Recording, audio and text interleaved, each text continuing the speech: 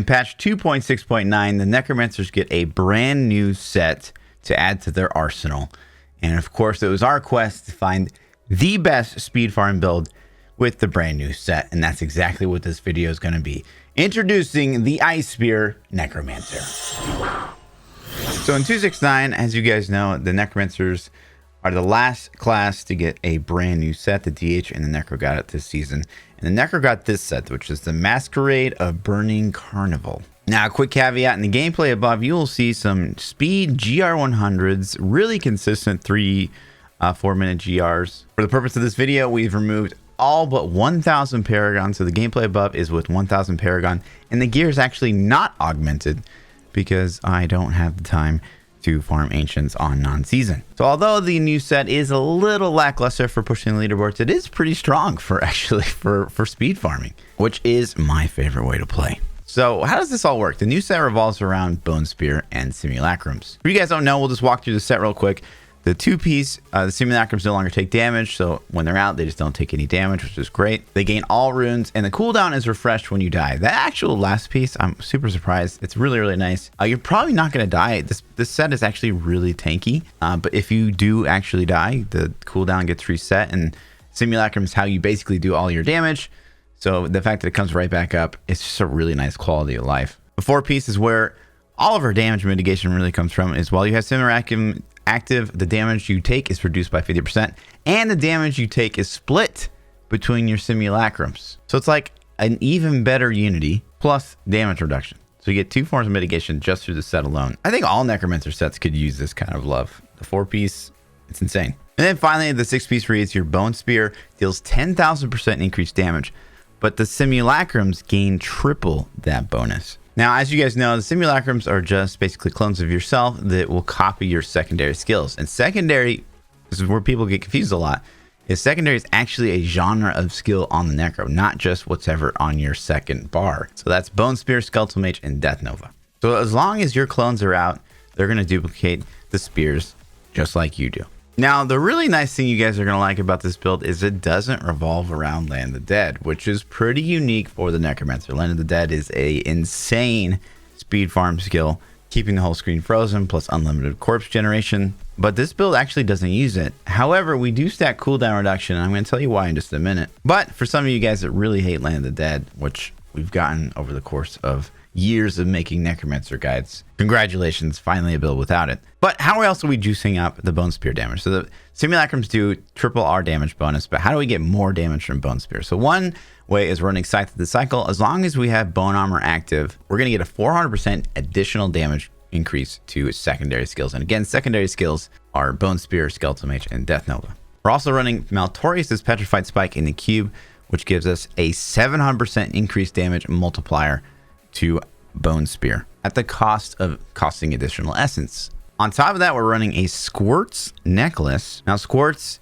gives us a little shield, and you'll see the stacks down here on your buff bar. But basically, while you don't take any damage, you get a 100% damage multiplier at the cost of taking more damage when you do finally get hit. This operates a lot like the Compass Rose Traveler's Pledge thing, where as soon as you take damage, all your stacks fall off, but over time, when you don't take any damage, they start to gain back up to that 100%. Now, this will actually drop quite a bit. It's not a big deal. Again, this set is pretty tanky. So even with that mitigation loss of using Squirts, like you're probably still not going to get one shot, even at GR 100. So, you know, on maps where you get like Spear Throwers, a lot of stuff that is ranged, this buff will drop a lot. Not a big deal. But for the most part, you want to make sure you're staying at range, trying not to get hit. Because if you don't get hit, you'll get that juicy damage buff. Also in the queue, we're running a pair of Frostburns, not only because it gives us a 20% increased damage to cold skills, but it gives us a 50% chance to freeze enemies. And why that is important is because as a Necro, you guys know, we are really dependent on this item called Crispin Sentence, which means anytime we stun or CC a mob, we do triple damage. It's a big deal for the Necromancer. Now, while you're at range, you don't have a lot of great ways to do this. So one of the ways is through Frostburns. We have 50% chance to freeze enemies just when we hit them. And also through the passive Bone Prison, which gives us a 30% chance to proc a Bone Prison, which just traps them for 3 seconds. So if you proc either of these, you're going to get that triple damage bonus on Crispin Sentence at range, which is a pretty big deal. We're also going to wear Captain Crimson set, and this is why we're stacking cooldown reduction. Not because we have some big cooldowns that we have to like, worry about like 2-minute cooldowns like Land of the Dead, but if we get more cooldown reduction, we get more damage with captains, and that's exactly why we're stacking cooldown. Now, cooldown's no slouch. It helps you blood rash more often. It helps you use bone armor more often, but there's not some like big 2-minute cooldown you're trying to stack cooldown reduction for. It just gives us more damage. So that's basically how we're juicing up the Bone Spear damage. Now let's talk about the skills. With the Bone Spear rune, we decided to go with Crystallization for a few reasons here. One is because every single time you hit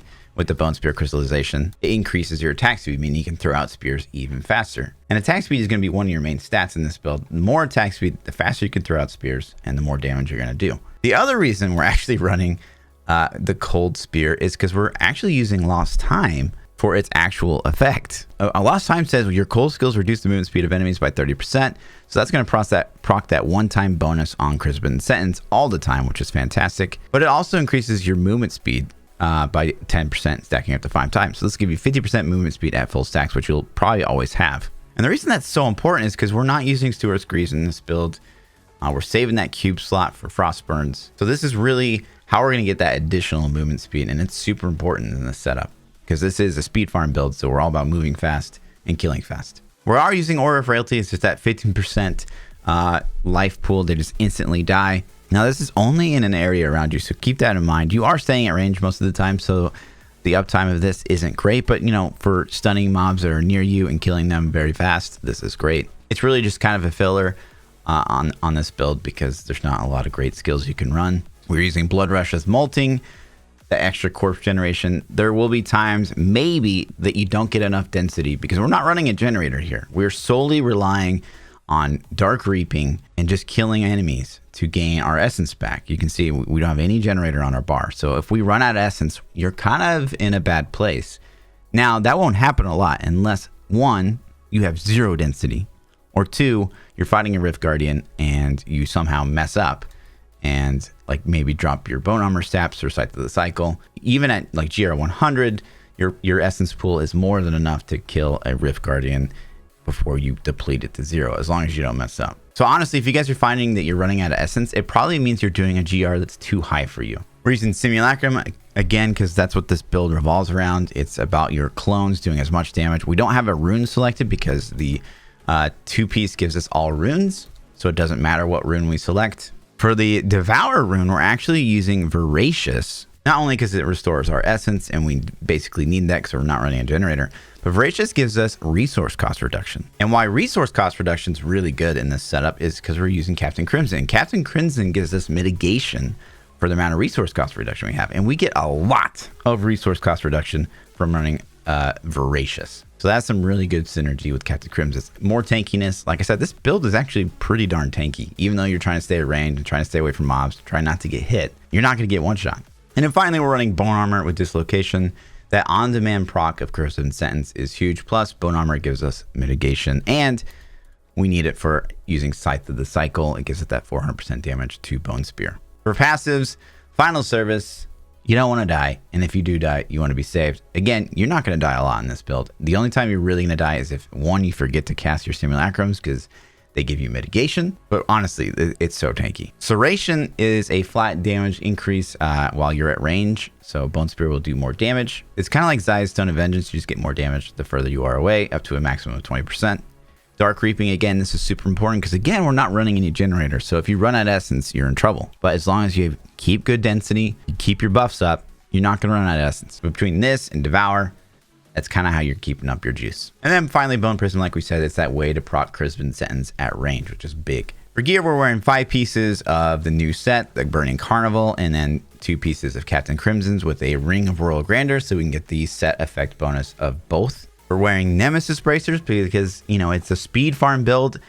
This is maybe the best speed farming item across the whole game, across all classes. This will take off like at least a minute from your GR times. It is just a solid speed farming item. Being able to spawn elites off pylons is a big deal. We're wearing a Haunted Visions because, as of 269, This basically makes it so your simulacrums last forever, which of course is a big deal in this build because it's all about simulacrums. That other effect though, the duplicating Grim Scythe and Skeletal Mage, that doesn't matter in this build. We're all about Bone Spear. For legendary gems, we're running a Zai's Stone of Vengeance. Again, we're trying to stay at range here. The further we are from targets, the harder we're going to hit. And we're using a Bane of the Trapped, not only because it helps us proc that one-time bonus on Crispin Sentence, but it's a flat damage mod. It's just really good. There's no way around it. And then finally, for our third legendary gem, we're actually using Gogek Swiftness for a few different reasons. Gogek has great synergy with this build. So one, it gives us more attack speed. And again, like we said, more attack speed is more spears that you're throwing out per second. More damage, yay. It also gives us cooldown reduction, which more cooldown reduction gives us damage because we're running Captain Crimson. And then for stat priority, like I said, cooldown reduction is going to give you damage through Captain Crimson. Attack speed is going to give you more spears. So those are going to be the two stats we kind of want to focus on. So for gloves, actually quadfectas would be the best. Something attack speed, crit damage, crit chance, and cooldown reduction would be the dream. For shoulders, invite, life percentage, cooldown reduction is going to be key. For helmet, if you can get Bone Spear damage, you can get Bone Spear damage on your helmet and on your boots and on your offhand. So you definitely want to get that. So intelligence, crit chance, and Bone Spear damage with a socket, and put a diamond in there because a diamond will give you more cooldown reduction. For chest, invite, life, and 3 sockets. Nothing you can roll on the chest here for damage. The belt, invite, life, and armor. For pants, invite, armor, and 2 sockets. Boots, again, we can roll that Bone Spear damage. So Bone Spear damage, rank 1, intelligence, vitality, and then you can get movement speed, you can get armor. Doesn't super matter. For Scythe of the Cycle, we would actually want a quadfecta here as well if we could. So something with damage, cooldown reduction, attack speed, and a socket. If I had to rank them, it would probably be a cooldown reduction and an attack speed. Very, very close to each other. So look out for Scythe of the Cycle with attack speed and cooldown reduction first. But again, if you can get a quadfecta, that's the dream. For an offhand, again, Bone Spear damage, super important. You can get cooldown reduction as well. So look out for that. And then crit chance. You also want to get that maximum secondary effect. Again, you'll see that none of my gear is really ancient here. Bracers, we're doing cold damage here, so we want to get that cold, int, fight, and crit chance. On visions for the necklace, ideally you'd probably want to have a crit damage, cold damage, and then crit chance isn't necessarily the highest priority. If you get something like attack speed or cooldown reduction, that can be very good as well. But probably the best would be cold damage, crit chance, socket. Ring of Royal Grandeur can really only roll one way, which is intelligence, attack speed, and crit damage. And we have to wear the Ring of Royal Grandeur, and we have to wear the Crispin Sentence because we are cubing and necklace. Crispin Sentence, the dream roll would be attack speed, crit damage, cooldown reduction. This is going to be pretty hard to roll that well and get a high damage bonus on Crispin's itself. So look out for that. For playstyle, it's really pretty simple. Just make sure you keep up your simulacrum. Keep it range if you can. Just basically spam spears. There's not much to it. Pretty easy playstyle. Pretty easy build to get into. Just spam spears. Stay at range. Don't get hit. If you can keep up your squirts, that's kind of the dream. It will drop sometimes, like we said, especially like if you fight mobs like this. Spear throwers at range, they're just going to hit you. So squirts will drop. It's not a big deal. You're not completely reliant on that damage bonus. But pretty easy build. Pretty solid. Pretty good at speed farming high GRs. Kind of surprising considering, the new set is a little underwhelming. For pushing the leaderboards. It's pretty decent for speed farming, not gonna lie. But of course, as always, guys, if you have any questions, leave them in the comment section below, or do please stop by the stream. We stream every night on twitch.tv/Lord_Fluffy. That's pretty much gonna do it for the video, guys.